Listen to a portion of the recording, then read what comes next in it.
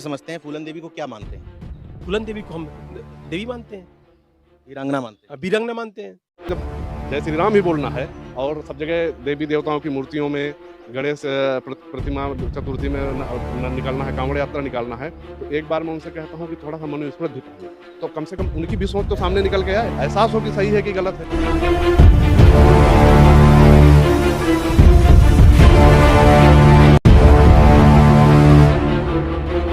भोजन समाज वो दो भागों में बटा है, एक तो शूद्र है, जो थोड़ा जागरूक है वो शूद्र है, और जो जागरूक नहीं है, जो उसमें धर्म में पड़ा है, वो अपने आप को हिंदू मानता है।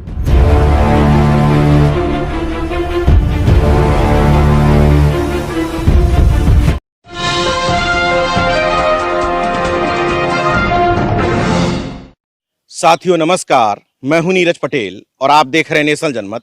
इस समय मैं बुंदेलखंड के हमीरपुर जिले में हूं। यहां 3 ऐसे क्रांतिकारी साथियों से मुलाकात हुई जो पूरी तरीके से बहुजन और तार्किक कॉन्सेप्ट पर आगे बढ़ रहे हैं। राजू यादव हैं, कामता सिंह राजपूत हैं और नीरज कश्यप जी हैं। इन तीनों लोगों को नेशनल जनमत पर दिखाने का एक खास मकसद है। ये जो कार्ड आप देख रहे हैं बगल में, ये इनकी भतीजी की शादी का कार्ड है और इस क्षेत्र में जहां पाखंड और अंधविश्वास अपने चरम पर है, ऐसी जगह पर इस तरह का कार्ड पे एक ऐसे क्षेत्र में और ऐसे समाज से आते हैं, लोधी समाज से हैं आप, माना जाता है कि ये बहुत ज्यादा धार्मिक समाज है। घर परिवार में भी कोई विरोध नहीं हुआ? नहीं, ऐसा कुछ नहीं है। हाँ, कुछ लोग हैं, ज्यादा लोग हैं जो धार्मिकता को मानते हैं, लेकिन अब काफी समाज जाग चुका है और हम जब लोगों को उससे बात करेंगे, लोगों को बताएंगे, तो ऐसा नहीं लोग मानेंगे। और वो हमने कोशिश की, मैंने अपने घर पर बात की और लड़के पक्ष में भी बात करी। वो भी काफ़ी हमारे जब 2 साल पहले संपर्क में आए तो वो भी धीरे धीरे क्रांतिकारी विचारक हो गए। उन्हें भी लगा कि नहीं, सच्चाई है, क्योंकि हमें सच्चाई हम लोग पहुंचा नहीं पाए। जिस दिन हम लोग महापुरुषों के बारे में अपने समाज को बताएंगे तो ऐसा नहीं, परिवर्तन जरूर आएगा। अच्छा, शादी में फेरे वगैरह नहीं हुए थे? नहीं, फेरे वगैरह कुछ नहीं किए थे। माना जाता है कि बिना फेरों के शादी नहीं होती, तो फिर इसको लेकर कैसे समझाया? नहीं, हमने बताया था कि देखो, शादी संबंध 2 परिवारों के रिश्ते हैं, तो इसी प्रकार से हम लोग को 13 उसमें वचन बनाए, 13 प्रतिज्ञा लड़के लड़की के पक्ष में हुए, दोनों हम लोगों के वचन हुए। स्वामी ब्रह्मानंद जी की समाधि के सामने लड़का लड़की और परिवार की प्रतिज्ञा हुई।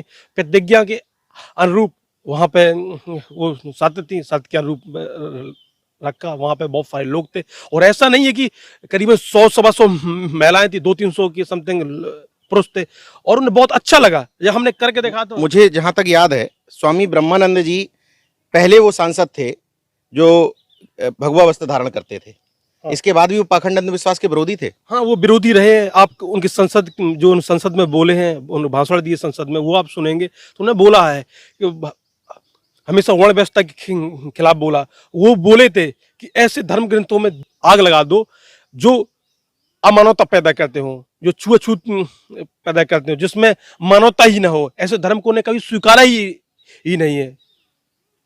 राजू यादव जी हमारे साथ में हैं। अभी आप लोगों ने मिल करके बाबा साहब की जयंती मनाई। जयंती तमाम लोगों ने मनाई, लेकिन जिस तरह की तस्वीरें मैंने देखी, मैं दिखा रहा हूं नेशनल जनमत के दर्शकों को, आपने घोड़े, हाथी, बग्घी, ये सबसे यात्रा निकाली। क्या वजह है इसकी?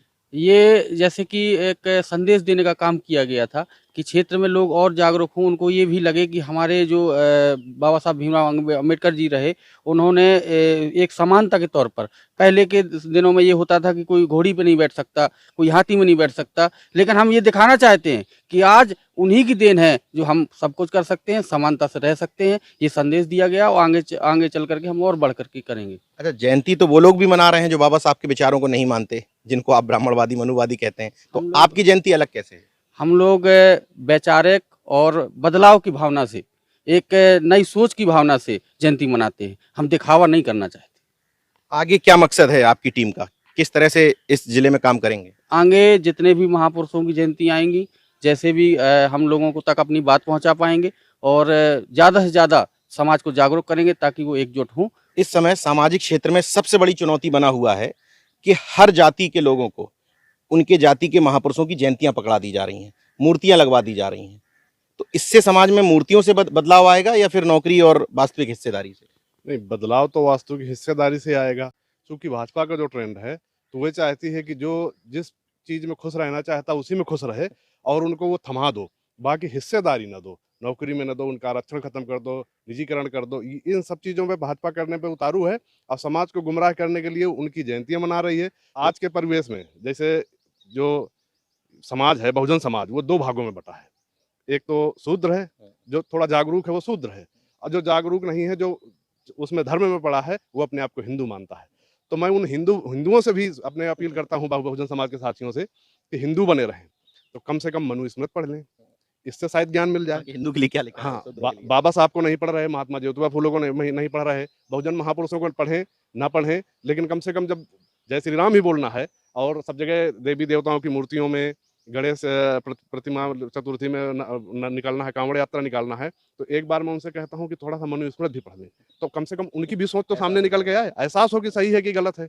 अच्छा, एक महत्वपूर्ण बात ये कि जो जयंतियों और मूर्तियों की बात है, तो समाज से ही नेता निर्मित होते हैं, तो क्या बहुजन समाज ने अपने महापुरुषों को मूर्तियों और जयंतियों तक समेट नहीं लिया? हाँ, बिल्कुल समेट लिया है। आप तीनों लोग ऐसे समाजों से आते हैं जो पिछड़ी जातियों में हैं, और माना जाता है कि पिछड़ी जातियों में पाखंड सबसे ज्यादा है, कावड़ सबसे ज्यादा ढोते हैं। कितना सकारात्मक है आपके इस पाखंडवाद से निकाल करके ले आएंगे बाहर? नहीं, हमारा समाज ये सही कह रहे हैं कि कावड़ा यात्रा है, कहीं चित्रकूट की यात्रा है, हम लोग धार्मिकता को ढोते हैं। लेकिन हम लोग जब अपने समाज में जाएंगे और हमारे समाज में इतने क्रांतिकारी महापुरुष पैदा हुए हैं जिन्होंने अंधविश्वास, पाखंडवाद, समाज कुर्तियों को यहाँ तोड़ा है। क्योंकि हमारे यहाँ पे आज मैं देखता हूँ कि स्वामी ब्रह्मानंद जी का यहाँ पे जन्म हुआ, और जिस क्षेत्र से मैं हूँ यहाँ पे आज मृत्यु भोज काफी हद तक कम हुआ है। और ऐसा नहीं है कि, लेकिन उस विचारों को हमें आदान प्रदान करना पड़ेगा। जिस प्रकार से हम लोग देवी देवताओं के विचारों को हम आम जनमानस तक ले जाते, उसी प्रकार से हम अपने महापुरुषों के विचारों को हम आम पब्लिक तक ले गए।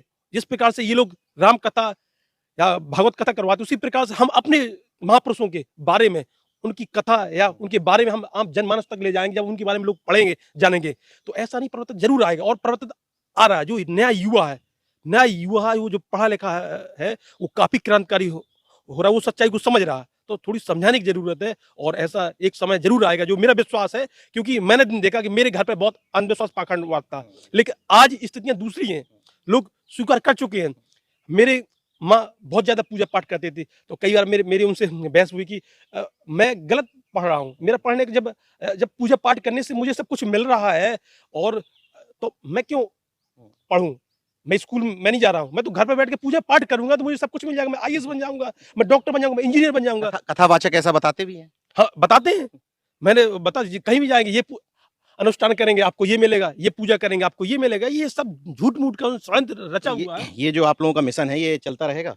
नहीं, जरूर चलेगा। और ऐसा नहीं है कि दिन प्रतिदिन हम लोगों की आबादी बढ़ रही है, हम जैसे विचारधारा लोगों की पनप रही है। आने वाले समय पे ये हजारों में, लाखों में पहुंच जाएगी। अच्छा, एक अंतिम सवाल कर लेते हैं। लोगों को अमूमन लगता है कि हम इस तरह का कार्ड छपा लेंगे तो लोग हमारे विरोधी हो जाएंगे, हमारी शादियों में नहीं आएंगे। तो जब आपने कार्ड वितरित किए महापुरुषों वाले, तो क्या अंतर लगा कि कुछ की शादियों में लोग कम आए हैं या फिर नाराजगी जाहिर कर रहे हैं? ऐसा कुछ महसूस हुआ? नहीं, ऐसा कुछ नहीं है, लेकिन ये है कि कार्ड हमने छपवाया, लोग गए, क्योंकि हमने सोचा कि हम इस प्रकार से महापुरुषों के विचारों को आम जनमानस तक ले जाना है, कार्ड के माध्यम से जिस प्रकार से वो अपनी विचारधारा हमें थोपते हैं, उसी प्रकार हमने सोचा कि हम अपने समाज में क्यों नहीं अपनी विचारधारा दे सकते हैं। जब हम कार्ड लेकर गए तो समझ में आया लोगों को, लोग बड़े खुश हुए, कार्ड देखकर बड़े खुश हुए। कार्ड के बारे में मुझसे सिलसिले में बात हुई कि आपने कार्ड ऐसा क्यों छपा है, बहुत ही बेहतर कार्ड है, आपका विचार क्या है? तो मैंने बोला, मैंने कि बुद्ध थे, बुद्ध की आइडियोलॉजी से हम लोग समानताई, समताई और एक भाईचारा है, जातिवाद खत्म हुआ। उनके विचारों से हमारे ये स्वामी ब्रह्मानंद जी है, डॉक्टर भीमराव अम्बेडकर जी हैं, सावित्रीबाई फुले जी हैं, ज्योतिबा फुले जी हैं, ये विचार से हुए, ये उनके विचारों से शिक्षित हुए। जब वो शिक्षित हुए, तो जब व्यक्ति शिक्षित हो जाता है तो वो सोचने की, समझने की क्षमता बढ़ जाती है। तो जब क्रांति का रूप आता, तो हमने पेरियर ललाई सिंह यादव, पेरियर रामास्वामी, फूलन देवी जी, भगत सिंह जैसे क्रांतिकारी लोग। फूलन देवी तक की तस्वीर आपने लगवा दी? हाँ, क्योंकि जो मेरा मानना था, फूलन देवी को मैं इसलिए सबसे बेहतर देवी मानता हूँ, वो एक ऐसी महिला थी जो बहुत ही गरीब थी, निर्धन थी, कमजोर थी, सताई हुई थी। उस महिला ने अपनी ताकत दिखाई, अन्याय के खिलाफ अकेले लड़ी और एक ऐसी ताकत का मिसाल पेश किया, क्योंकि हम लोग अपने आप को कमजोर मानते हैं कि नहीं, हम ये अपने विचार नहीं दे सकते। ऐसा ना हो कि हम अपने क्रांतिकारी विचार हम देंगे। एक लाइन में समझते हैं, फूलन देवी को क्या मानते हैं? फूलन देवी को हम देवी मानते हैं, वीरांगना मानते हैं, वीरांगना मानते हैं, क्रांति के प्रतीक मानते हैं। क्रांति का प्रतीक है। उन्होंने उस जमाने में जब घर से निकलने में आदमी डरता था, उन्होंने अब उस अन्याय और अत्याचार के खिलाफ आवाज उठाई और बीहड़ों का सहारा लेके अपने बुलंदियों से उस ताकत के खिलाफ लड़ाई लड़ी। अच्छा, शेर सिंह राणा जो फूलन देवी का हत्यारा है, उस पर फिल्म बना रहे हैं, क्या ये जाति का बहुत क्रूर एक दुर्दांत चेहरा नहीं है? बराबर सम्मान दिया जा रहा है समाज में, उसको एक तरीके से ये देखा जा रहा है कि ये हमारे समाज का गौरव है। लेकिन किया क्या है, एक हत्या करने की सजा क्या होती है इस देश में, लेकिन उसमें कोई वो नहीं है, समझौता नहीं। मैं फिर से रिपीट कर दे रहा हूं, वैसे तो तीनों लोग बहुजन हैं, पिछड़े वर्ग से आते हैं, लेकिन ये बताना इसलिए जरूरी है कि तमाम सारे लोगों के मन में वहम होता है कि ये समाज तो बहक गया, ये तो हाथ से निकल गया।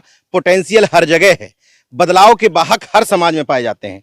नीरज कश्यप हैं, धुरिया समाज से हैं, कामता राजपूत जी हैं, लोधी समाज से हैं, राजू यादव जी हैं, यादव समाज से हैं। ये बात इसलिए मैं रिपीट कर रहा हूं क्योंकि फिर से आपसे कह रहा हूं कि ट्राई हर समाज में मारने की जरूरत है। महापुरुष हर समाज में पैदा हुए। जिन समाजों को आज आप हिंदुत्व का, भारतीय जनता पार्टी का गुलाम बताते हैं, उन समाजों से सोचिए। महाराज सिंह भारती जो अर्जक संघ के संस्थापकों में एक थे, जाट समाज से पैदा हुए। पेरियार ललई यादव खुद अर्जक संघ के मजबूत स्तंभ थे। महामना रामस्वरूप वर्मा कुर्मी समाज से आते थे और अर्जक संघ के संस्थापक थे। जगदेव बाबू कुशवाहा उन विचारों को लेकर के बिहार में आगे चले, रामस्वरूप वर्मा जी के साथ भी चले। स्वामी ब्रह्मानंद, आपने नाम लिया, पाखंड अंधविश्वास के विरोधी थे, लोधी समाज से आते थे। शिक्षा के क्षेत्र में काम भी किया और लोगों के मन से पाखंड और अंधविश्वास दूर करने का भी काम किया। जब महापुरुषों ने यह काम किया तो ऐसा कैसे हो सकता है कि उनके समाजों के अंदर वो पोटेंशियल ना हो, बशर्ते आपने उनके भी पास पहुंच करके उनको समझाना और उनके बीच में काम करना ही बंद कर दिया। जब आप काम करना बंद करेंगे तो दूसरी जो ताकत है वो निश्चित तौर पर उनको अपनी ओर खींच ले जाएगी। देखते रहिए नेशन जनमत, जागरूक और सजग बने रहिए। हम उम्मीद करते हैं कि ये पूरी टीम इसी तरीके से बदलाव की वाहक बनेगी। जय विज्ञान, जय संविधान, जय लोकतंत्र। धन्यवाद।